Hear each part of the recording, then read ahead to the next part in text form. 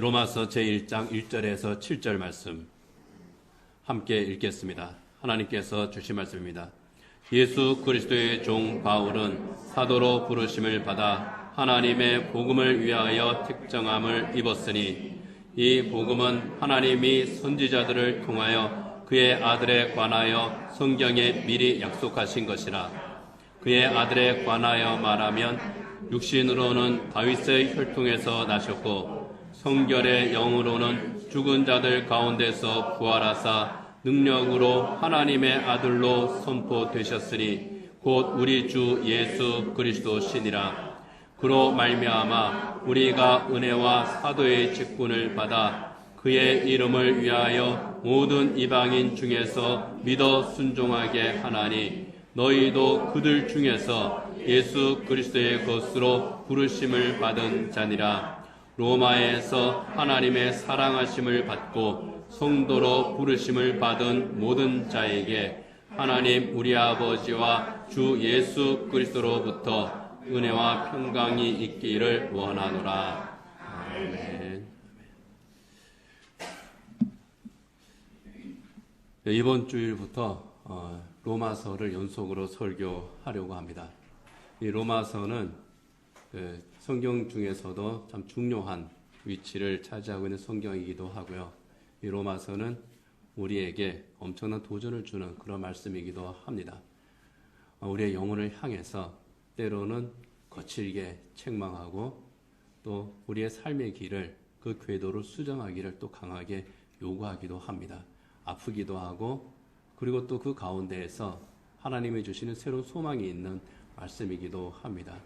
우리가 가는 길을 돌아보게 하는 그리고 우리에게 큰 믿음의 도전을 주는 이 로마서를 우리가 매주일 함께 살펴볼 텐데요.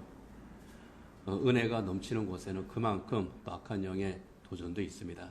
우리가 함께 기도하면서 또 이 로마서를 함께 살펴봐야 될 줄 압니다.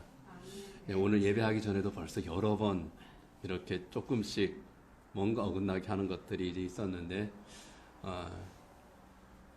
또 이제 하나님께서 우리에게 또 큰 일을 행하실 때에 또 사탄도 그런 식으로 방해하고 도전하는구나 싶습니다. 저도 기도해야 되고요. 모든 성도들께서도 함께 기도해 주시기를 바랍니다. 우리 장로님들이 주일마다 정말 이렇게 아주 간절한 마음으로 기도하잖아요. 우리 성도들의 영혼을 위해서 또 회복을 위해서 교회 부흥을 위해서 기도하는 그 기도를 우리 모두가 삶 가운데에서도 같이 하고 또 예배를 위해서 특별히 우리 기도할 때에 이 로마서 연속 설교를 통해서 함께 나누는 이 말씀을 통해서 하나님께서 우리 영혼에게 허락하시는 놀라운 은혜가 있을 줄 믿습니다. 성령 충만의 역사, 성령께서 우리를 변화하게 하시고 회복하게 하시고 새롭게 하시고 은혜가 넘치게 하시는 그런 시간들이 되기를 원합니다. 잠깐 기도하겠습니다. 하나님 아버지, 주님께서 우리에게 주신 직접 친히 몸으로 우리에게 주신 이 생명의 복음, 하나님의 귀한 은혜의 말씀을 이 시간 증언하고자 합니다. 하나님, 선포되는 이 말씀이 하나님의 말씀이 되게 하시고 성령께서 역사하시는 복된 시간 되게 하여 주옵소서. 예수님 이름으로 기도드립니다. 아멘. 로마에 가면은 트레 폰타네라고 하는 교회당이 있습니다. 가톨릭에서는 경당이라고 그러죠. 이 트레 폰타네라고 하는 말은 세계 분수라고 하는 그런 뜻입니다. 사도 바울이 로마에서 복음을 전하다가 순교했습니다. 사도 바울, 베드로는 십자가에 거꾸로 매달려서 순교했지만 이 사도 바울은 참수를 당했습니다. 참수형은 목을 자르는 형이죠. 사도 바울을 그 로마의 당국은 참수시켰는데 그때 잘려진 머리가 바닥에 3번 튀어올랐다고 합니다. 그러니까 퉁퉁퉁 하고 이제 3번 튄 거죠. 근데 그곳에 세계의 분수가 솟아올랐다는 겁니다. 그래서 그곳을 트레 폰타네라고 부르고 거기에 교회를 지었습니다. 치에사 디 트레폰타네 해가지고 세 분수 교회 그렇게 이제 부릅니다. 좀 믿기 힘든 그런 이야기죠. 교회 정사에는 교회사에는 기록되어 있지 않습니다. 다만 바울 행전이라고 하는 2세기 무렵의 문서가 있어요. 어느 교회 장로님이 바울을 너무나도 존경하고 사랑하는 나머지 바울과 관련된 그런 이야기들 또 전설들 이런 것들을 수집했어요.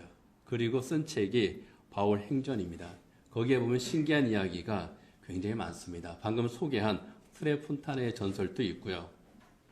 그리고 바울이 참수형을 당할 때 그 페르페토라고 하는 한 여성이 너무나도 이제 슬픈 나머지 자기 머리 수건을 바울에게 전해줬습니다. 병사한테 이 머리 수건으로 눈을 가리워 주십시오.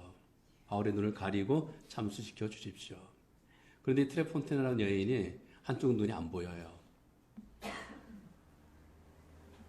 근데 병사들이 바울을 참수하고 나서 이 트레폰타네에게 머리 수건을 돌려줬습니다. 피범벅이 됐죠. 이 트레폰타네가 다시 자기 머리에 쓰니까 눈이 밝아졌습니다.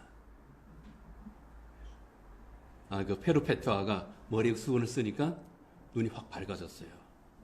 그 외에도 바울이 에베소에서 사자에게 잡아먹힐 뻔했습니다. 붙잡혀서 초대교회 때는 원형 경기장에 그 기독교인들을 몰아놓고 사자에게 먹히게 했잖아요.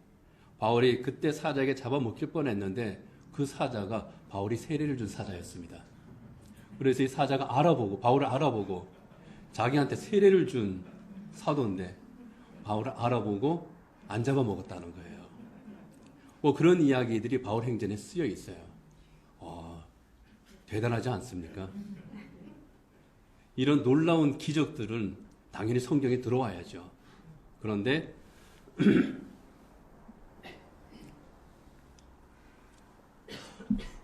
성경에 들어오지 못했습니다.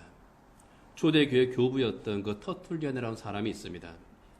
바울 행전을 쓴 그분은 바울을 정말 사랑하고 바울을 존경하고 복음에 대한 열정이 넘치는 사람이었지만 그럼에도 불구하고 그 동기가 좋다고 해서 거짓된 것을 전해서는 안 된다. 검증되지 않은 것, 사람들의 말로 과장돼서 전해지는 것을 전파해서는 안 된다. 그것은 복음이 아니다. 그래서 그 장로님을 제명해 버렸어요. 그래서 바울 행전이라고 하는 책이 그 문서가 전해지긴 전해져요. 그러나 그것은 성경에 포함되지를 못합니다. 물론 성경에는 많은 기적들이 기록되어 있습니다. 예수님에 대한 기적들, 모세에 대한 기적들, 또 다니엘의 기적들, 엘리야의 기적들, 수많은 기적들이 기록되어 있지만 과장되거나 없었던 일을 기록해서는 안 되기 때문에 하나님께서 행하신 일이 아닌 것을 기록해서는 안 되기 때문에 기적에 대해서 기록된 많은 초대교회 문서들이 성경에 포함되지를 못했습니다. 그만큼 엄격하게 신구약 성경 66권이 채택이 된 겁니다. 확실한 것은 사도 바울이 순교했다는 거예요. 로마에서 순교했습니다. 교회사에 의하면은 로마에서 가택연금 형식으로 갇혀있던 바울이 잠시 풀려납니다. 풀려난 기간 동안 바울은 자기가 정말 가고 싶었던 땅끝, 그 당시에 땅끝으로 여겼던 스페인으로 가서 복음을 전하다가 다시 로마로 돌아와서 순교했다고 합니다. 그 순교의 현장이 트레폰타네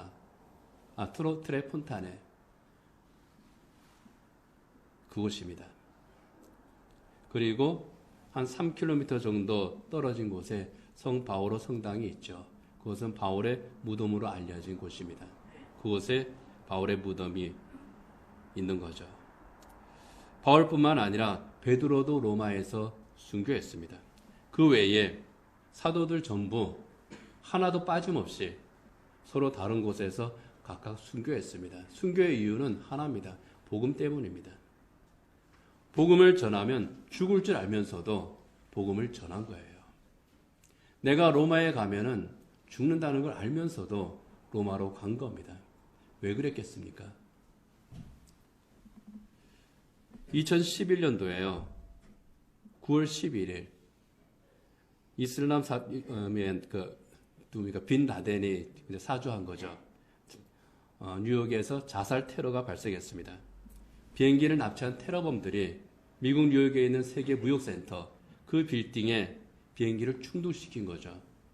빌딩이 화염에 휩싸여서 모든 사람들이 겁에 질려서 탈출할 때, 살아있는 사람들이 피부먹이 돼서 탈출할 때 그 무역센터 빌딩 안으로 들어가는 사람들이 있었죠. 소방관들입니다. 그 들어가는 소방관에게 왜 올라갑니까? 하고 물었습니다. 그때 소방관이 이렇게 대답했다고 그럽니다. This is my job. 이것이 나의 일입니다. 다른 말 하지 않았다 그래요. 이것이 나의 일입니다. 자기 목숨보다 다른 사람들의 생명을 구하는 것이 소방관으로서의 사명이다. 이것이 나의 일이다.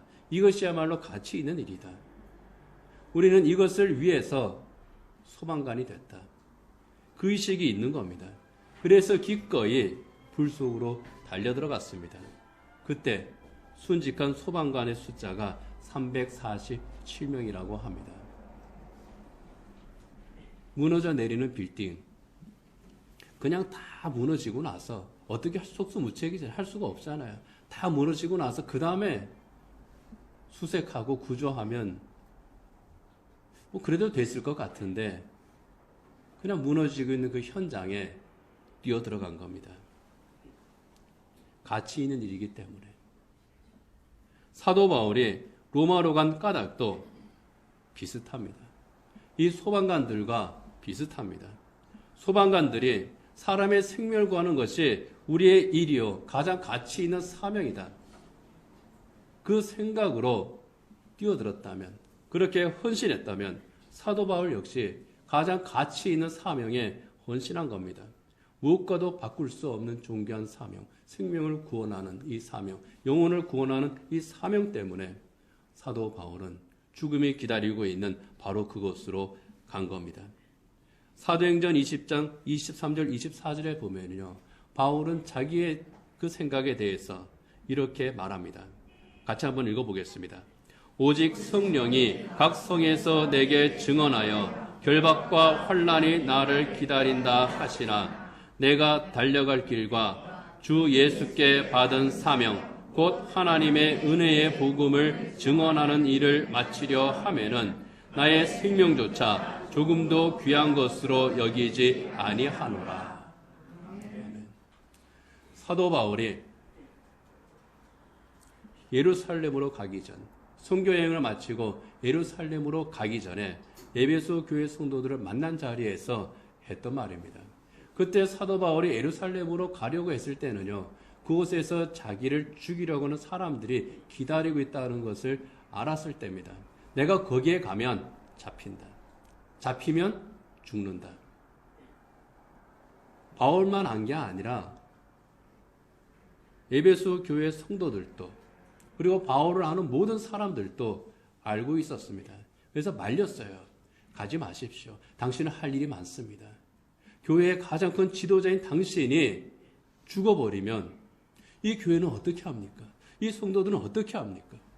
당신이 눈물로 3년 동안 양육한 그 에베소 교회 성도들은 어떻게 합니까? 안 가도 됩니다. 가지 마세요. 그런데 갑니다. 하나님의 은혜의 복음을 증언하는 일을 마치려 하면은 나의 생명조차 조금도 귀한 것으로 여기지 아니하노라. 죽음이 기다리는 줄 알면서도 가는 순교의 길이었습니다.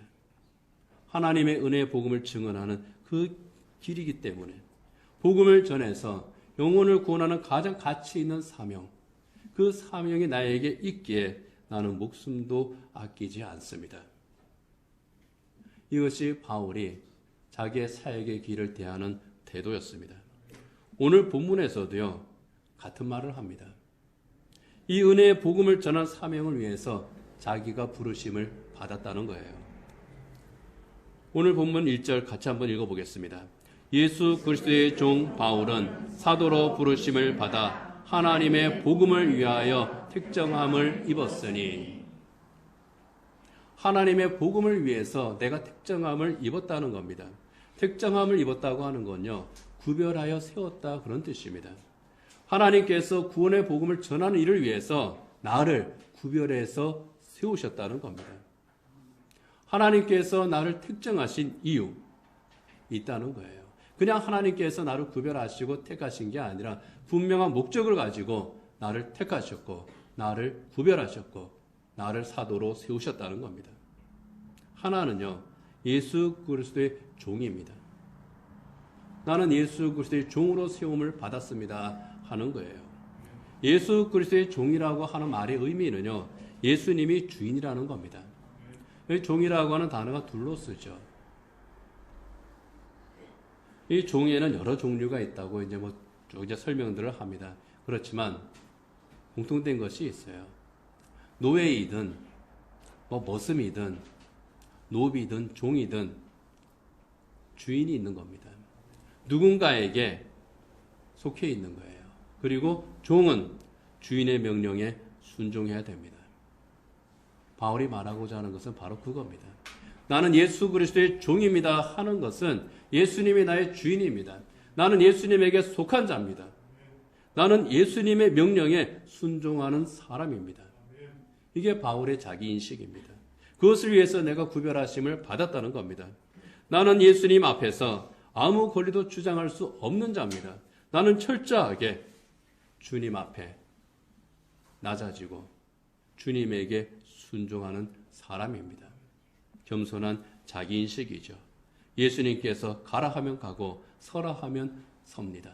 그래서 나는 예루살렘으로 갑니다.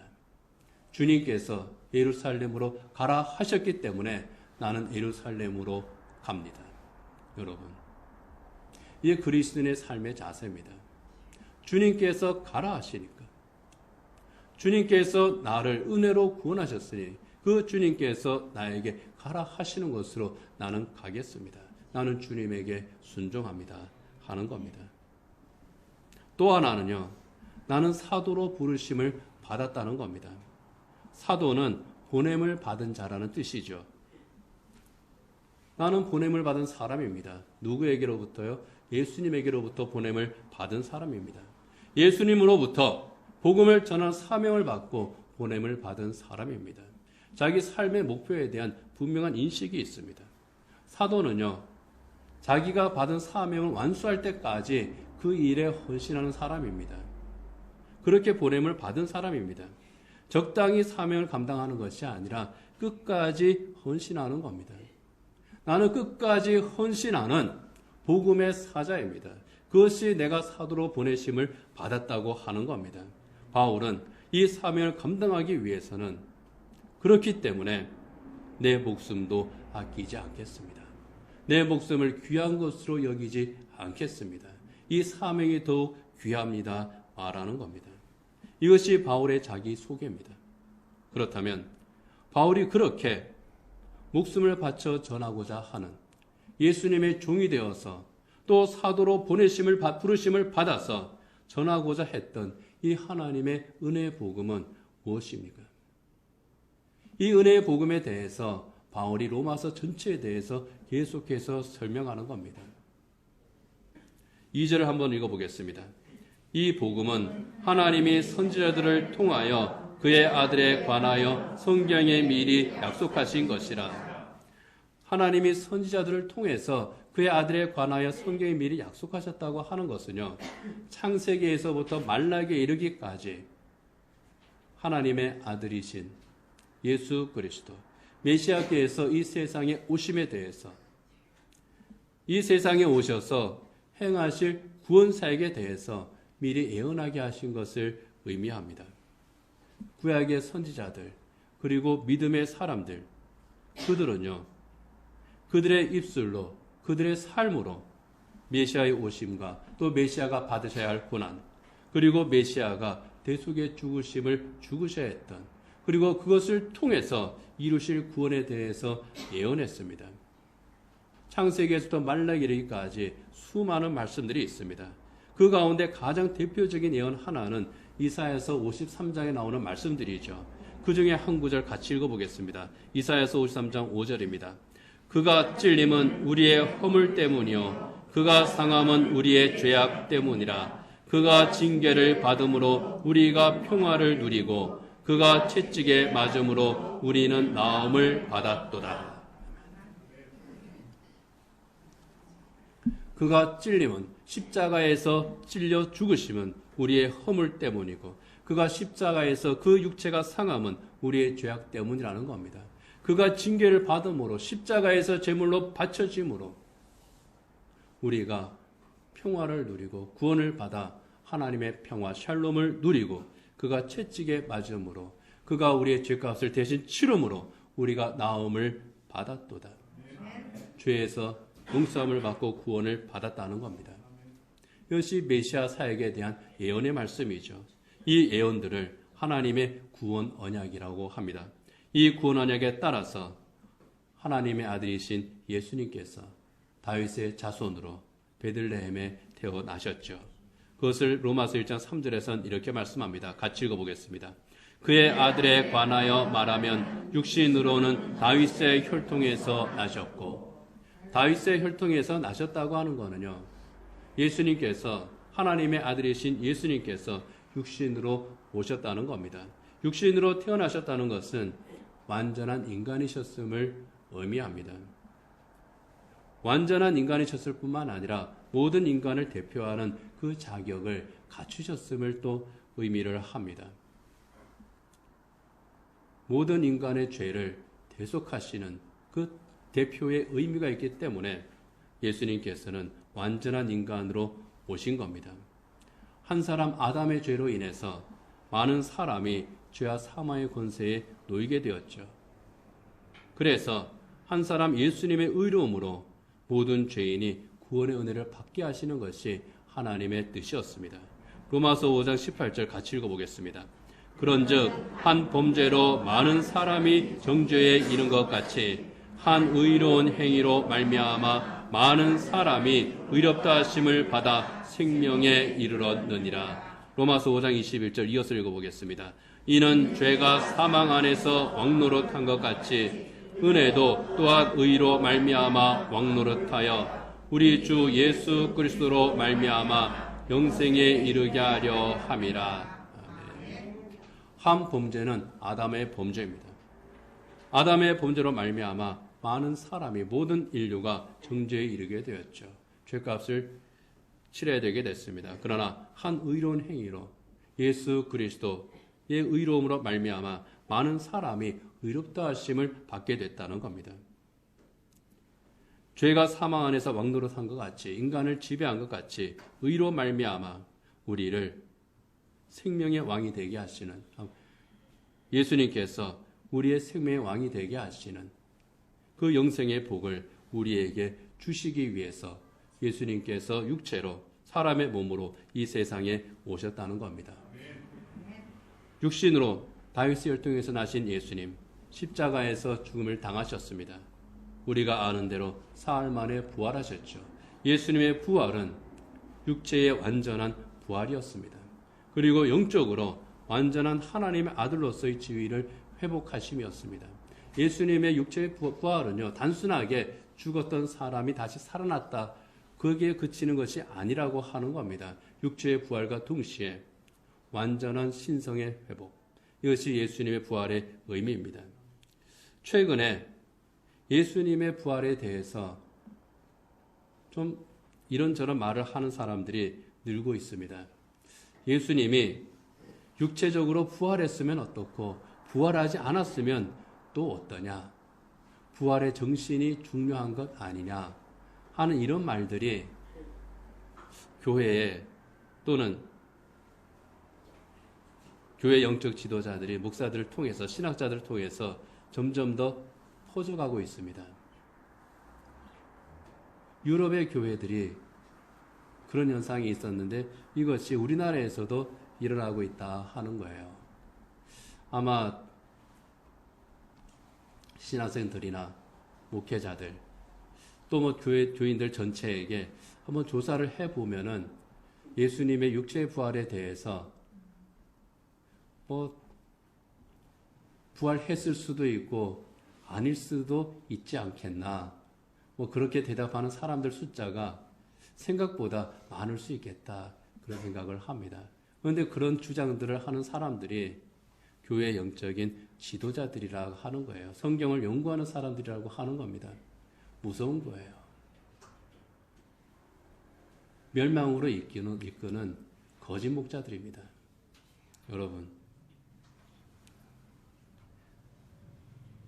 그런 식으로 따지면은요, 예수님께서 사람의 몸으로 이 세상에 오실 필요가 없습니다. 상징인데요. 그냥 사람의 몸인 것처럼 보여주시고 십자가에서 죽은 것처럼 보여주시고 그리고 부활한 것처럼 보여주시면 되는 겁니다. 아니죠. 완전한 속죄를 위해서, 완전한 구원을 위해서 하나님의 아들이 사람의 몸으로 오셔야 했고, 사람의 몸으로 오셔서 모든 인류의 죄를 대속하는 제물로 하나님께 드려져야 했고, 그리고 다시 살아나심으로, 부활하심으로 영생의 증거를 우리에게 보여주시는 겁니다. 예수님의 육체적인 부활은요, 정말 중요한 의미가 있습니다. 죄와 사망의 권세를 정복하시는 의미입니다. 이것을 그럴 수도 있지 않겠냐로 설명할 수가 없는 겁니다. 죄값을 치렀다고 생각하면 되지 않느냐 하는 말하고 똑같은 거예요. 그것은 영적인 사기입니다. 하나님과 예수님을 사기꾼으로 만드는 짓이에요. 아닙니다. 죽음과 새 생명의 실제적인 증거입니다. 그래서 하나님의 아들이 육체로 사람의 몸으로 세상에 오셨고, 실제로 죽으셨고, 실제로 부활하셨고, 그러는 거죠. 로마서 1장 4절은 그렇게 부활하신 예수님께서 얻으신 영광에 대해서 말씀합니다. 4절 같이 읽겠습니다. 성결의 영으로는 죽은 자들 가운데서 부활하사 능력으로 하나님의 아들로 선포되셨으니 곧 우리 주 예수 그리스도시니라. 아멘. 이 성결의 영에 대해서는 크게 두 가지 의미가 있습니다. 하나는 성령을 의미한다고도 보고요. 또 하나는 예수님의 영적 거룩함이다. 또 그렇게 보기도 합니다. 분명한 것은요, 부활하신 예수님은 완전한 신성을 가지신 하나님의 아들이시라고 하는 겁니다. 완전한 신성, 완전한 인성을 가지시고 또 완전한 신성을 가지신 하나님의 아들 예수 그리스도. 이 예수 그리스도로 말미암아 예수님의 십자가에서 우리의 모든 죄가 사함받고 예수님의 부활에 의해서 구원받은 새 생명의 은혜를 받은 사람들이 우리라고 하는 겁니다. 이것은요, 에베소서의 말씀처럼 오직 하나님께서 우리를 위해서 베푸신 은혜입니다. 은혜의 선물입니다. 에베소서 2장 8절 같이 읽어보겠습니다. 너희는 그 은혜에 의하여 믿음으로 말미암아 구원을 받았으니 이것은 너희에게서 난 것이 아니요 하나님의 선물이라. 하나님의 선물일 수밖에 없는 거예요. 불가사의한 일입니다. 인간으로서는 행할 수가 없는 일입니다. 오직 하나님만이 행하실 수 있는 일입니다. 그래서 구원은 은혜인 겁니다. 이 놀라운 구원의 은혜를 모든 사람들에게 전하는 것이 바울의 사명이었습니다. 그리고 그렇게 전해지는 복음을 듣고 구원받은 그리스도인들이, 하나님의 은혜를 받은 그리스도인들이 또 전해야 될 사명이었습니다. 오늘 본문 5절은 이렇게 말씀합니다. 같이 읽어보겠습니다. 그로 말미암아 우리가 은혜와 사도의 직분을 받아 그의 이름을 위하여 모든 이방인 중에서 믿어 순종하게 하나니. 여기 이방인은요, 세상 모든 사람들을 의미합니다. 그때만 해도 복음은 유대인들만을 위한 것이라고 하는 그런 말을 하는 사람들이 많았습니다. 심지어 사도들도 그렇게 생각했어요. 유대인들이거나 또는 유대교의 귀한 사람들이거나 이방인이라고 할지라도 하나님을 아는 사람들이 구원의 대상이다. 그렇게 생각했는데 아닌 거죠.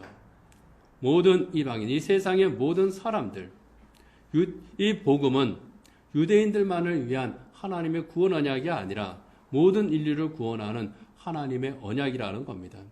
예수님의 십자가와 부활의 이 복음, 차별함이 없다는 겁니다. 누구에게나 전해져야 되고 하나님께서 택하는 사람들은 반드시 복음을 듣고 구원을 받아야 하는 겁니다. 이 복음이 로마에 있는 그리스도인들 그리고 이방인으로서 예수님을 믿은 그 모든 사람들에게 구원의 은혜를 주시는 생명의 복음입니다.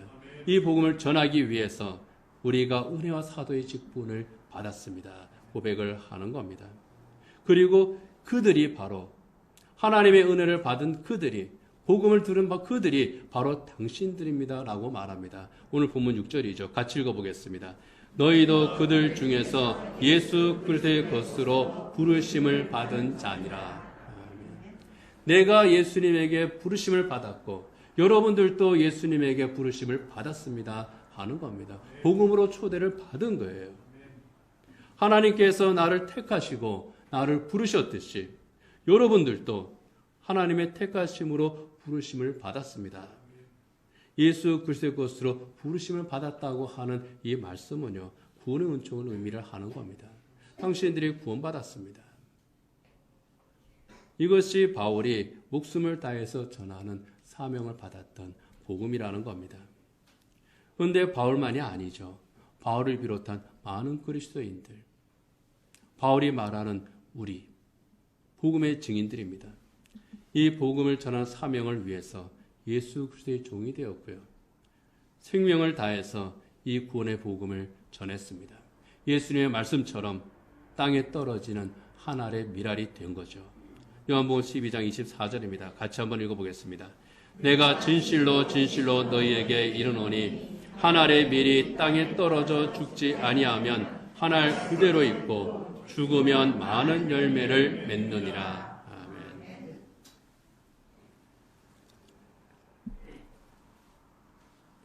바울과 사도들 그리고 복음의 증인들 한 알의 밀알이 되어서 땅에 떨어졌습니다. 생명을 바쳤습니다. 그렇게 전해진 복음으로 수많은 생명의 열매, 영혼권의 열매가 맺어진 겁니다. 우리나라에도요, 이렇게 자기의 생명을 한 알의 밀알처럼 사도 바울처럼 바친 사람들이 있습니다. 대동강가에서 순교한 토마스 목사님이 그 대표적이죠. 이 나라의 복음을 전하기 위해서 아직 30도 되지 않은 젊은 선교사가 우리나라를 찾아왔습니다. 그런데 순교했죠. 대동강가에서 처형당했습니다. 토마스 선교사가 처형당할 때에 박충건이라고 하는 군인 한 사람이 거기에 있었습니다. 토마스 선교사는요, 박충건에게 성경을 던졌습니다. 박충건에게만 던진 것이 아니라 그냥 대동강가에다가 자기가 가지고 왔던 성경들을 던진 겁니다. 하나씩 전해주면서 복음을 설명을 해줘야 되는데 그럴 기회가 없었어요. 그냥 던졌습니다. 여러 사람들이 그 성경을 주워갔습니다. 그 중에 하나가 박충건이에요. 그 사람이 이게 도대체 뭐냐? 이게 도대체 뭐길래 저 사람이 목숨을 바치면서까지 이것을 우리에게 전해줬느냐? 읽었습니다. 성경을 읽고 예수님을 구주로 영접했습니다. 놀라운 일입니다. 오늘날의 장로격인 교회 영수가 됐습니다. 박영식이라고 하는 사람이 있습니다. 이 사람은요, 토마스 선교사가 던진 그 성경책을 이렇게 몇 권 주워가지고 자기 집으로 가져갔습니다. 집에 가져가서 벽지로 썼어요. 쭉 뜯어가지고 벽지로 이제 발랐습니다.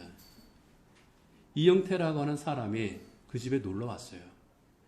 놀러 와서 보니까 벽에 뭔가 붙어 있는 그 내용들이 뭐 보통 자기들이 알고 있는 그런 내용과 달라요. 쭉 읽어보다가 예수님을 믿게 됐습니다. 참 놀라운 일입니다.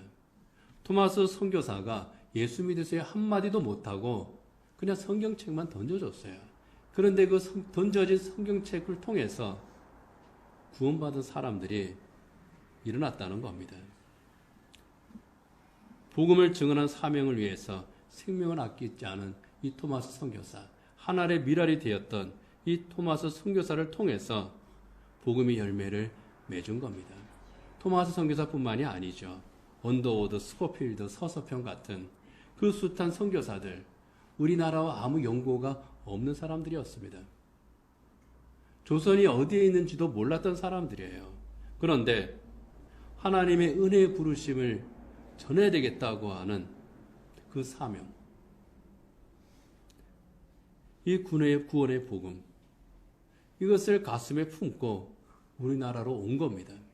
그리고 복음의 씨앗을 뿌린 거예요.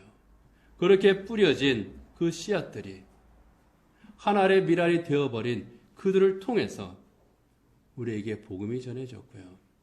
우리가 부르심의 은혜를 받은 겁니다. 그런 면에서 보면 우린 복음의 은혜를, 복음의 빚을 진 사람들이죠.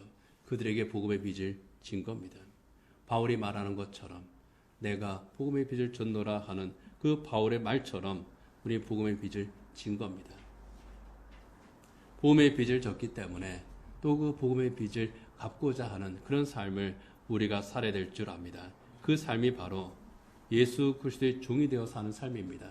하나님의 부르심의 은혜에 따라서 사는 겁니다. 구원의 복음을 증언하는 삶을 사는 겁니다. 그 삶이 그리스도인으로서 가장 가치 있고 복된 일입니다. 그 삶을 우리가 사는 거예요. 바울은 로마에 있는 그리스도인들이 그런 삶을 사는 그리스도인이 되기를 원하는 마음으로 복음의 본질에 대해서 로마서를 통해서 쭉 서술을 하는 겁니다. 그러면서 바울은 이 복음을 듣고 예수님을 영접한 로마의 사람들이야말로, 그 그리스도인들이야말로 하나님의 사랑을 받은 자들이라며 축복을 합니다. 그것이 로마서 1장 7절 말씀입니다. 같이 읽어보겠습니다. 로마에서 하나님의 사랑하심을 받고 성도로 부르심을 받은 모든 자에게 하나님 우리 아버지와 주 예수 그리스도로부터 은혜와 평강이 있기를 원하노라. 아멘. 바울을 부르신 하나님의 은혜, 바울에게 주신 생명의 복음, 이 복음을 가진 사람들이 어떠한 사람이냐 하는 겁니다. 로마에서, 우상의 도성 로마에서, 죄악의 도성 로마에서 하나님의 사랑하심을 받은 자들이라는 거예요. 하나님의 택하심을 받은 사람들, 하나님의 사랑을 받은 사람들, 그래서 성도로 부르심을 받은, 하나님의 백성으로 부르심을 받은 그 모든 자들, 로마의 그리스도인들입니다. 그리스도인은 하나님의 사랑을 받은 사람들입니다. 하나님께서 아시는 사람들, 하나님께서 복을 주시는 사람들, 그들에게 하나님께서 허락하시는 큰 은혜, 구원의 은혜를 받은 자에게 하나님께서 주시는 놀라운 그 은혜, 그것은 바로 하나님 우리 아버지와 주 예수 그리스도로부터 주시는 은혜와 평강인 겁니다. 하나님께서 우리에게 주시는 그 은혜의 삶들, 은혜는 선물이라는 뜻이죠. 구원받은 성도들의 삶은요, 하나님께서 주시는 선물로 가득 찬 삶입니다. 선물은 좋은 거잖아요. 하나님께서 우리에게 좋은 것을 주시는 겁니다. 그런데 그것을 누리지 못한다면요, 하나님은 선물을 주시는데 그 선물을 내가 누리지 못한다면요, 얼마나 안타깝습니까? 그래서 우리는 은혜를 사모하는 겁니다. 하나님께서 나에게 주시는 그 수많은 은혜의 선물들, 하나님께서 우리를 사랑하시는 그 놀라운 사랑들 온전히 누리는 것, 이게 성도의 복입니다. 이 성도의 복이 로마에서 하나님의 사랑하심을 받고 성도로 부르심을 받은 그리스도인들에게 임하기를 바울이 간구하고 있는 겁니다. 하나님께서 주시는 평강, 이 세상에 주는 것과 같지 않습니다. 참되고 영원한 평강입니다. 하나님께서만이 주시는 겁니다. 성도들만이 누릴 수 있는 겁니다. 이 세상에 결코 꺾을 수 없는 성도의 평안입니다. 이것을 하나님께서 주시는 겁니다. 그것을 누릴 수 있기를, 그 하나님의 사랑과 그 하나님의 은혜의 선물들과 그 하나님의 평강이 하나님의 부르심으로 그리스도인이 된 로마의 모든 성도들에게 임하기를 바울이 축복하며 기도하는 겁니다. 바로 그것이 오늘 제가 여러분을 위해서 할 수 있는 또 축복인 줄 믿습니다. 바울이 로마의 성도들을 축복한 것처럼 저도 성수교의 성도들을 축복합니다. 그 이유는 로마의 그리스도인들이 하나님께로부터 부르심의 은혜를 받은 사람들이기 때문에, 그리고 우리도 그들과 마찬가지로 하나님의 부르심의 은혜를 받은 사람들이기 때문에, 복음으로 생명의 구원을 받은 사람들이기 때문에, 하나님의 자녀들이기 때문에 이 축복을 누릴 수 있는 그 권리가 당연히 있는 겁니다. 하나님 우리 아버지와 주 예수 그리스도로부터 말미암은 참된 은혜와 영원한 평강이 하나님의 거룩한 부르심의 은혜를 받은 모든 성수교의 성도 여러분들에게 함께 하시기를 축복합니다. 기도하겠습니다. 이 시간 기도할 때에요,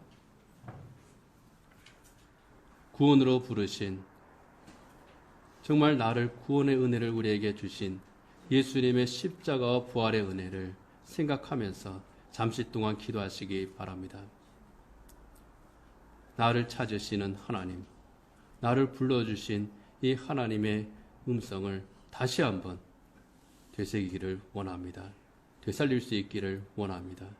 그리고 구원의 놀라운 복음을